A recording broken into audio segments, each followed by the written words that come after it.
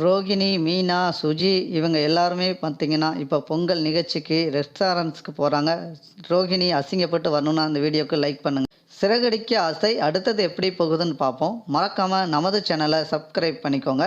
சுஜி முத்துட்ட சொல்றாங்க, நம்ம ரவியை பத்தி கமெண்ட் பண்றாங்க. இங்க இதுக்கு முன்னுக்கூட்டி என் மேல ரொம்ப அன்பா இருந்தாரு. இப்ப சுத்தமா துளி கூட அன்பு இல்ல. இப்ப ஆஃபீஸ்லேருந்து ஒரு ஃபோன் அவங்க ரெஸ்டாரண்ட்ஸ்லேருந்து கால் பண்ணா போதும், உடனே போயிருதாரு. என் கூட டைம் ஸ்பெண்ட் பண்ணுறதே இல்ல. எனக்கு ரொம்ப வருத்தமா இருக்கு. எங்களுக்கு லாஸ்ட்ல பிரிவினை தான் ஆகப்போமோ அப்படின்னு எனக்கு ரொம்ப தயக்கமா இருக்குன்னு நம்ம சுஜி முத்துட்ட சொல்றாங்க.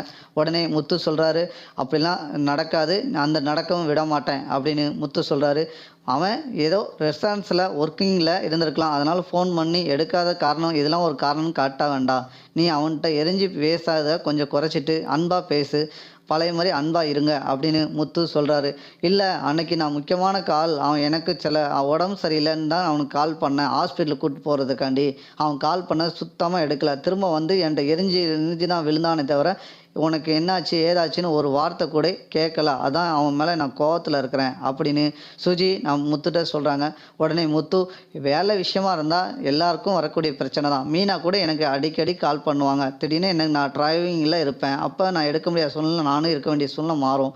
அது வந்து வேலை விஷயமா எல்லாருக்கும் நடக்கக்கூடிய விஷயந்தான் அப்படின்னு முத்து அவங்ககிட்ட சொல்கிறாங்க. மீனாவை பற்றியும் சொல்கிறாங்க பெருமையாக. மீனா பாரு எவ்வளோ விஷயம் வந்தாலும் எவ்வளோ பிரச்சனையை எதிர்கொண்டுகிட்டு இருக்காங்க.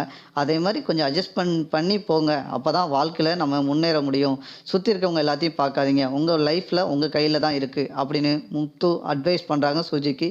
சுஜி, நான் இன்னைக்கு வந்து நம்ம எல்லாரும் பொங்கல் அந்த நிகழ்ச்சிக்கு போகிறோம் பார்த்தீங்களா, அதுவுமே பார்த்தீங்கன்னா ரவி கூப்பிட போய் தான் அந்த எம்டி இங்கே வீட்டுக்கு வந்திருக்காங்க. அந்த நிகழ்ச்சியில் பாருங்கள், என்னை கூப்பிட்டு போய் அவமானம் தான் படுத்த போகிறான்.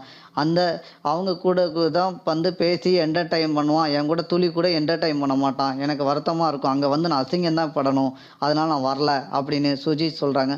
அப்படிலாம் ஒன்றும் நடக்காது, நான் இருக்கேன் இல்லையா, நீ எதுக்கு கவலைப்படுறீங்க அப்படின்னு சொல்கிறாங்க.